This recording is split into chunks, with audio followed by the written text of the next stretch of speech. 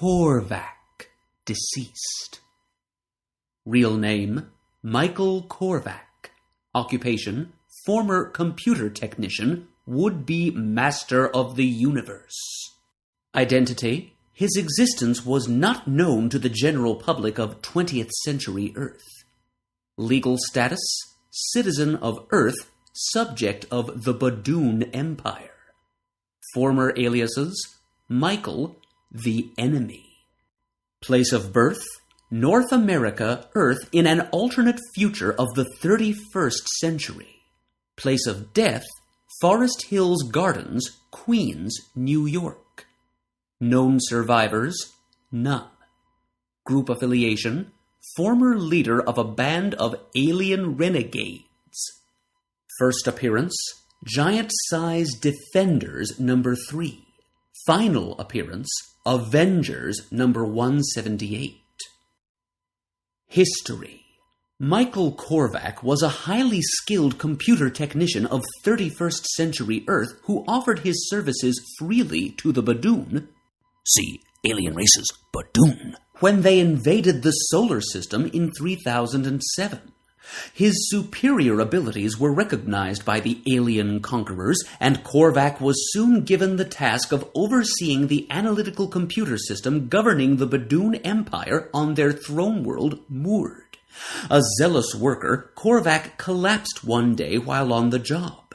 His supervisor decided to punish him by amputating the lower half of his body and grafting the remaining part to a mobile computer module, in effect turning him into a cyborg, or cybernetic organism. Awakening to discover the cruelty enacted upon him, Korvac used his cybernetic abilities to slay those who had performed the operation. Korvac soon realized the vast potential of his new form, and, tapping into the Badoon's master computer system, he began to plot the takeover of the whole empire. Before he could carry out his plan, however, he was transported through time by the galactic gamesman called the Grandmaster, see Grandmaster, to be used as a pawn in one of the aliens' games. Korvac allowed himself to be beaten so he could computer scan the Grandmaster's power without his knowledge. Korvac's cybernetic console had the capacity to tap and synthesize virtually any type of energy. In such a manner, Korvac analyzed the Grandmaster's power and siphoned part of it. Returned to his own era, the 31st century, Korvac used his expanded abilities to teleport himself to a desolate planetoid where he built himself a stronghold. Now able to travel through time like the Grandmaster, Korvac recruited an elite group of alien henchmen and plotted the takeover of the galaxy. One of Korvac's earliest known stratagems was to send a power siphon beam into the sun of his native solar system in order to cause it to go nova so he could siphon its energies. However, thanks to the intervention of the Guardians of the Galaxy and the Asgardian thunder god Thor, who had been accidentally teleported from the 20th century by Korvac's time probe, Korvac's scheme was foiled. Korvac himself teleported to safety, but the Guardians soon picked up his trail. In the 20th century, Korvac's sensors detected an enormous power source, which proved to be the world ship of the planet-eater Galactus. Plugging himself into the ship's central computer system, Korvac absorbed such knowledge and power that he became nearly omnipotent. Using this godlike power, he created for himself a perfect human body. With his expanded consciousness, his desire for revenge was supplanted by loftier ambitions, to become the benevolent proprietor of the entire universe. After assuming control, he planned to reshape the universe in order to eliminate all chaos and rectify all the injustices that the civilizations of the universe had wrought. Until such time as he could bring about his vision, he decided to return to Earth, his homeworld, there to live comfortably among humankind. On Earth, he went by the name Michael and took for a consort a model named Karina Walters, who was in reality the daughter of the Grandmaster's brother, the Collector, see Collector, sent to spy on Korvac. The Guardians of the Galaxy outfitted their space station, Dry Dock, with time travel capacity and materialized in the 20th century on Korvac's trail. There, they joined forces with the Avengers. The sensory-enhanced Guardian named Starhawk, discovered Korvac's whereabouts and went alone to confront him.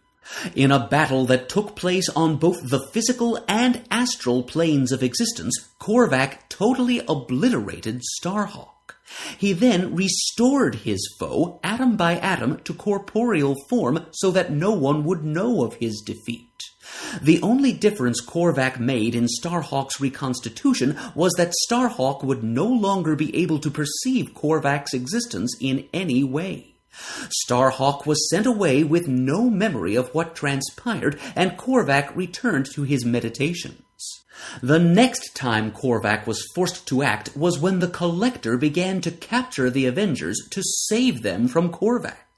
The Collector foresaw that Korvac's attempt to attain universal sovereignty would cause great conflict among the powers of the cosmos, which could ultimately destroy the universe. To prevent the Collector from revealing his premonitions to the Avengers, Korvac disintegrated him with a long-distance power blast. By this time, Karina had switched allegiances from her father to Korvac. When they pinpointed the source of the beam that killed the Collector, the Avengers and the Guardians traveled to Korvac's home in Forest Hills. The teams would not have recognized the unassuming Michael as their enemy had Starhawk not known something was amiss when he could not see the man they were talking to. His presence discovered, Korvac felt compelled to battle and destroy the Avengers and Guardians for fear they would rally the great powers of the universe against him.